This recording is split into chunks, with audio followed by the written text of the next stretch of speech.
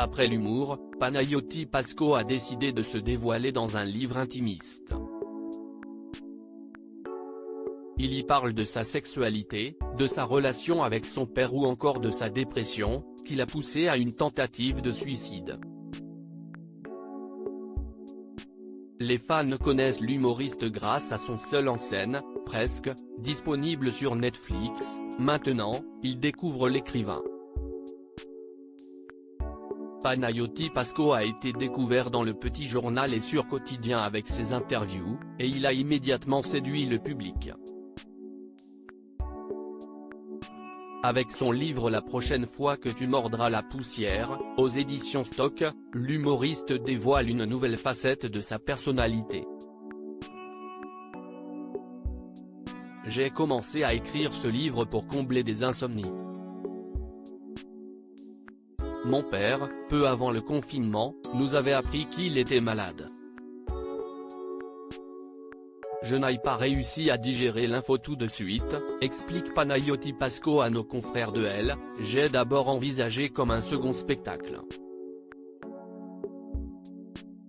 Mais, petit à petit, j'ai eu envie d'aller de plus en plus dans l'introspection et de laisser le fond envahir la forme. Dans les pages, il y parle de sa relation avec son père, de sa sexualité ou encore de sa dépression, qui l'a déjà poussé à commettre le pire. Je ne pense qu'à l'autodestruction, confie Panayotis Pasco sur sa dépression. J'étais jeune, parce que je venais de passer du foyer familial à la solitude d'un appartement parisien, que je détestais. Et que j'étais dans cette phase de découverte de moi-même qui m'épuisait.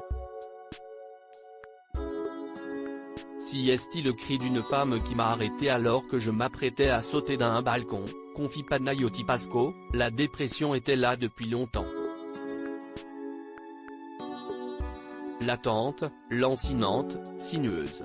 La dépression mélancolique, ce sont des phases dépressives très intenses où rien n'a d'intérêt et où le futur est forcément noir. Mon cerveau ne produit plus de sérotonine, et je ne pense qu'à l'autodestruction. Et du coup, arrivent les plus grandes peurs de l'inconscient qui vous poussent au suicide, ajoute l'humoriste. Un soutien familial. Si est après une discussion avec son père que Panayotis Pasco a découvert que sa maladie était héréditaire. Ma grand-mère maternelle en souffrait, mon père a traversé des phases très douloureuses. J'ai un ADN chargé en mélancolie, explique-t-il. Dans ce combat contre la dépression, l'humoriste peut compter sur le soutien de ses proches, et notamment de ses frères. Lorsque j'ai replongé, il y a 6 mois, mes frères m'ont sauvé la vie. Après une tournée difficile, un psychiatre a voulu m'interner, mais mes frères ont accepté d'être mes tuteurs et j'ai échappé à l'enfermement, conclut Panayotis Pasco, qui s'adapte à cette extrême mélancolie.